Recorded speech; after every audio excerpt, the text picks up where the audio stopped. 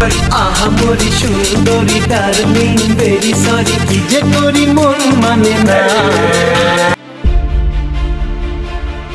শাবনূরের নায়ক হওয়ার কথা ছিল কলকাতার জিতের। শেষ পর্যন্ত জিত ও শাবনূরকে কেন এক ছবিতে দেখা যায়নি সে কারণে জানাবো এই ভিডিওটি শুরু থেকে শেষ পর্যন্ত অবশ্যই দেখুন এবং এনজয় করুন। জিত শাবনূরকে নিয়ে একটি রোমান্টিক গল্পের সিনেমা বানানোর সিদ্ধান্ত নিয়েছিলেন বাংলাদেশের জনপ্রিয় পরিচালক মতিন রহমান।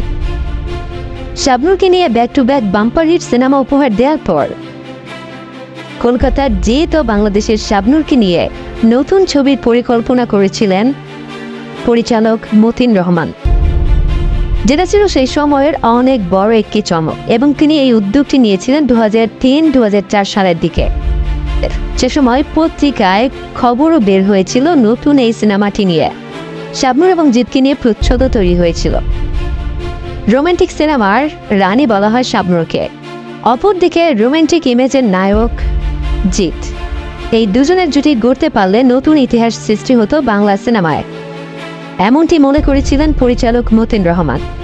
একদমই তাই, নতুন এক ইতিহাস রচিত হতো শাবনূর এবং জিতের সেই সিনেমাতে। শাবনূর ও জিতকে নিয়ে নতুন সিনেমার গল্প লিখে ফেলেন পরিচালক মতিন রহমান। সিনেমাটি নিয়ে জিতের সাথে তিনি কথাও বলেন। শাবনূরের সাথে সিনেমার প্রস্তাব শুনে জিত প্রাথমিকভাবে রাজিও হয়ে যান এবং শিডিউল দেওয়ার কথাও জানিয়ে দেন। শাবনূরের কাছেও সিনেমাটির প্রস্তাব নিয়ে গিয়েছিলেন মতিন রহমান। শাবনূর দারুণ এক্সাইটেড ছিলেন এমন প্রস্তাবে। জিতকে শাবনূর আগে থেকেই পছন্দ করতেন। প্রাথমিকভাবে শাবনূরও কিন্তু রাজি হয়ে গিয়েছিলেন, কিন্তু তিনি শিডিউল দিতে পারেননি। পরিচালক সবকিছু ঠিক রেখে অনতিবিলম্বে ছবির কাজ শুরু করতে চেয়েছিলেন, কারণ ডিলে করলে জিতের শিডিউল পাওয়া যাবে না এই ভয় ছিল তার।